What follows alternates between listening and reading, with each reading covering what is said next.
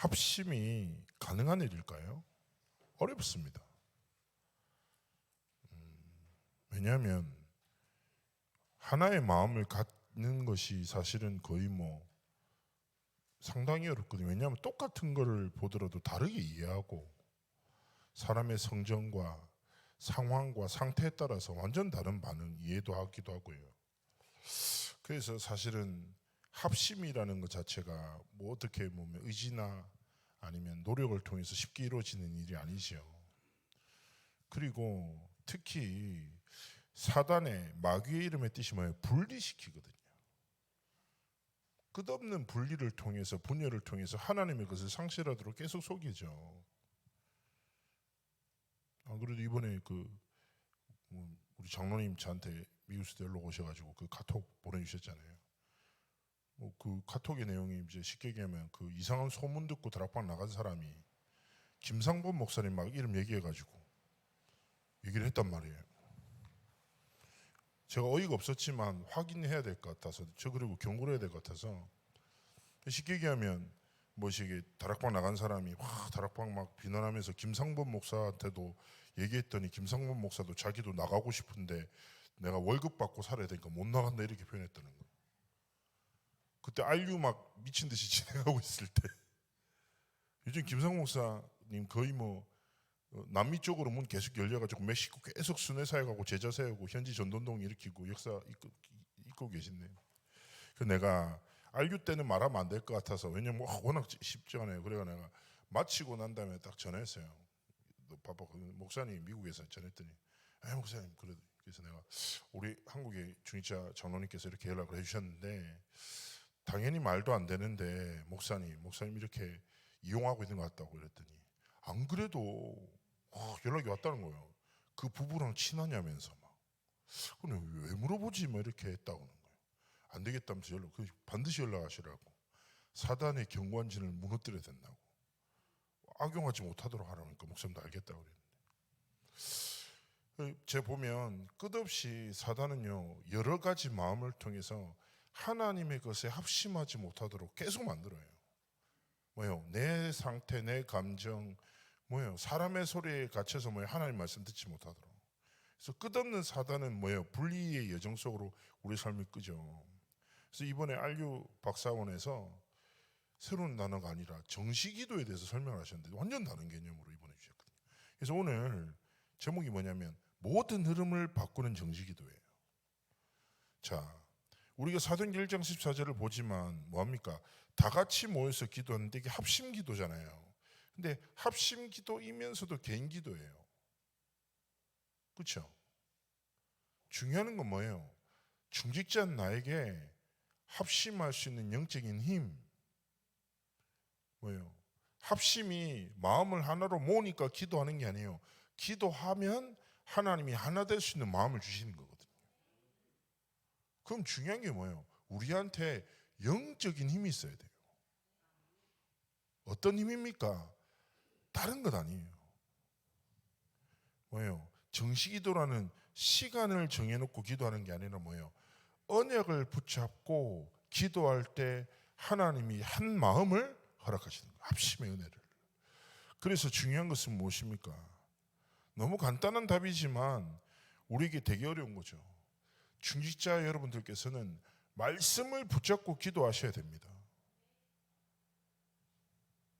근데 이게 되게 단순한데 어렵거든요. 말씀이 잘 안 붙잡아지고 기도를 할 수 있는 여유가 없어요. 우리는 그냥 흘러 떠내려 간단 말이에요. 그나마 기도할 때도 뭘 붙잡고 기도합니까? 식사를 붙잡고 기도하고 문제를 붙잡고 기도하고 사람을 붙잡고 기도해요. 어쩔 수 없어요, 사람이라는 게. 그러나 기억하셔야 돼요. 우리 인생과 만남과 사건과 문제와 갈등과 위기에 대한 모든 답을 가지신 성삼위 하나님. 그 하나님이 무엇으로 역사하십니까? 말씀으로 역사하신다. 그래서 하나님은 우리가 모든 상황 속에서 말씀 붙잡고 기도할 때 합심의 은혜를 허락하신다.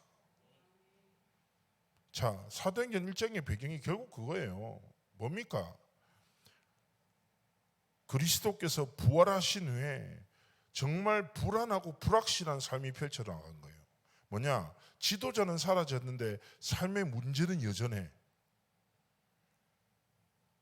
예수님이 함께 하실 땐 걱정도 없었어. 먹을 것도 걱정 없고, 그죠? 뭐냐, 오병이어 막 역사 일으키시고, 그리고 뭐 예수님이 가시는 것보다 기적 이사 일어나니까 모든 게 다 돼.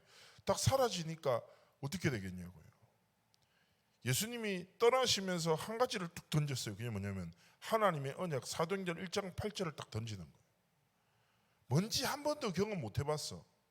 그때 어떻게 합니까? 모든 중직자들과 제자들이 정말 하나님의 언약을 붙잡고 오로지 기도에 힘쓸 때 무엇이 시작됩니까? 사도행전 2장부터 성취 3장에서 28장까지 역사가 계속 이어져 나가는 거예요. 교회의 힘은 다른 것에 있지 않습니다. 하나님의 말씀, 그리고 기도, 전도, 이것이 모든 것입니다. 이것이 흐르도록 뭐예요? 생각해 보세요. 이 답과 비밀을 가진 여러 사람이 시간을 정해놓고 기도한다. 어떻게 되겠냐고요. 그래서 무엇입니까? 정시 기도라는 것이 어떻게 보면 개인의 영적 규모와 리듬과 흐름을 나누는 것도 하겠지만 교회의 모든 흐름을 바꾸는 어떤 거요? 진짜 이 답을 가지고 이 비밀을 아는 중요한 중직자 제자들이 뭐예요? 시간을 정해놓고 교회를 위해서 기도할 때. 이 답과 비밀을 가진 우리 중직자들이 뭐예요? 시간을 정해놓고 선교를 위해서 기도할 때. 이 답과 비밀을 가진 우리 중직자들이 뭐예요? 시간을 정해놓고 진짜 렘넌트를 위해서 기도할 때 뭐예요? 하나님이 성취의 역사 속으로 이끄신다는 거예요. 그래서요, 이 기도 속에서 하나님은 뭐예요? 성도들이 하나 되어지는 교제, 그리고 현장과 미래를 살릴 경제, 헌금, 모든 것을 허락하신다는 거예요. 이유도 보면 이 기도 시간에 갈 때 성전 미문에 앉아있던 안진뱅이, 그리고 바울 역시 기도 시간을 통하여 하나님이 모든 답과 하나님의 응답 속으로 들어가도록 은혜를 허락하시는 것이죠. 그래서 무엇입니까? 결국 하나님 앞에서 내 삶의 흐름이 뭐야 돼요? 언약을 붙잡은 기도의 흐름으로 시작되도록. 제가 기도회를 많이 인도하잖아요. 제가 아마 다락방 전도동에서 기도회는 제일 많이 인도할 거예요.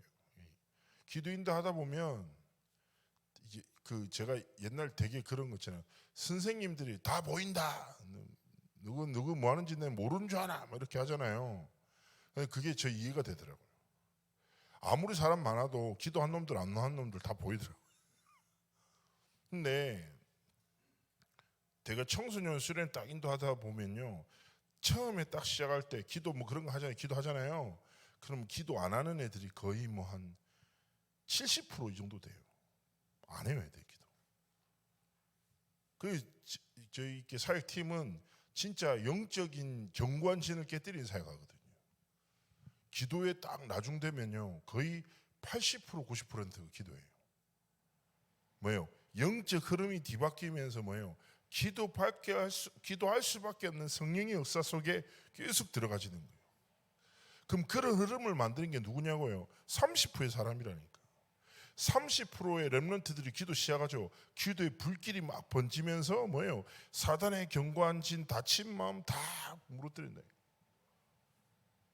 근데 문제는 뭡니까? 저거 집에 가고 저 교회 가면 그 기도가 안 된다는 거죠. 그렇지 않습니까? 그래서 우리 안에도 그런 분 계실 수 있어요. 저는 기도할 수 있는 힘이 없습니다. 집중이 안 됩니다. 말하려고 하면 어색하고 할 말도 없고 하나님께 이런 분 계실 거예요. 근데 중요한 건 뭡니까? 제가 오늘 말씀 나누듯이 모든 흐름을 바꾸는 정시기도, 정말 기도 운동이 나에게서부터 시작되어 나의 가정과 나의 현장과 이 교회의 모든 흐름을 뒤바꾸는 성령의 역사로 이어지도록 하나님 앞에서 내가 말씀을 붙잡고 이번 한 주간 기도를 시작하고, 그리고 단순하게 하는 것이 아니라 선교대회 있잖아요. 선교대회. 이번에 선교대회 얘기 듣다 보니까 실무자분들이랑 호텔에서 아침 먹다가 얘기를 되게 길게 하게 됐는데, 이번 선교대회는 되게 특이하다는 거예요. 뭐가 특이한데요? 그랬더니 이번에는 현지 목사님들이 현지에 있는 진짜 제자 사역자들을 많이 데리고 온대요. 이런 데가 없었대요. 한국의 선교사님들이 현지 사역하잖아요. 현지의 목회자, 현지의 사역자 제자들 엄청 데리고 들어온다는 거예요. 그러면서 이런 얘기를 하더라고요. 교회마다 다른데 도전하는 교회가 있다는 거예요. 그저 도전하는 교회가 있다는 거예요. 그러면서 야, 하나님이 이번에 어떻게 일을 여실지 기대된다면서. 그리고 심지어 이런 목사님도 계시대요. 자기가 영어를 못해가지고, 진짜 웃기더라고요. 영어를 못해가지고 그래도 자기가 선교해야 되겠다 싶어서 구글 번역기 이런 거 있잖아요. 번역기 가지고 그냥 막 온라인상에 페이스북이나 이런 데다가 복음 메시지를 계속 올렸대요. 막 자료를 계속 올렸대요.